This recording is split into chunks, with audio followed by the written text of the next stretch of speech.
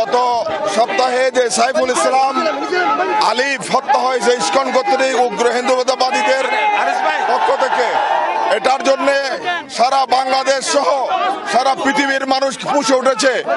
আমরা শান্তি এবং সমৃদ্ধিতে বিশ্বাসী একটি রাষ্ট্র পুনর্গঠনের জন্য কাজ করতে চাই। আওয়ামী সন্ত্রাসীরা হিন্দুদের কাঁধে ভার দিয়ে বাংলাদেশে একটি অরাজকতা সৃষ্টি করতে চায়। আমরা তার তীব্র নিন্দা জানাচ্ছি।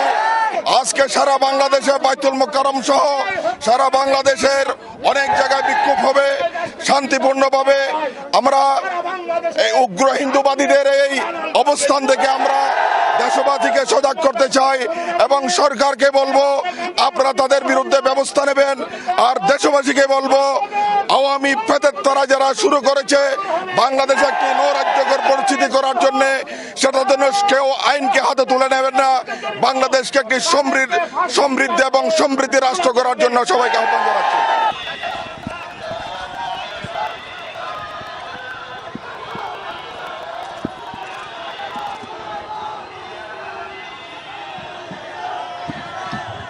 এই সমাবেশ থেকে আমরা ঘোষণা করতে চাই, বাংলাদেশ থেকে ইসকনের এই সন্ত্রাসীদেরকে উৎখাত করতে হবে এবং নিশ্চিহ্ন করতে হবে।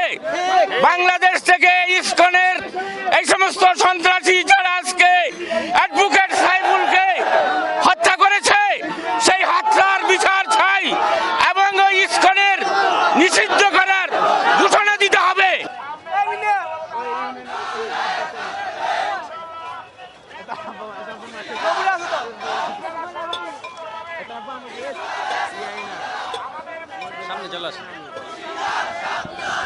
একটু শট নিয়ে যায় না, শট না নিয়ে গেলে ফুটেজ পাওয়া যাবে না।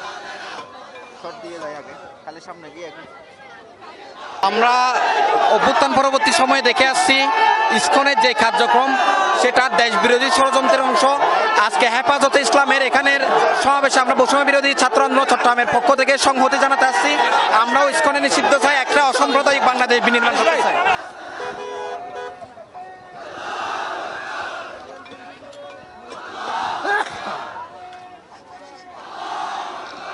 আসেন কিছু বক্তব্য বলেন।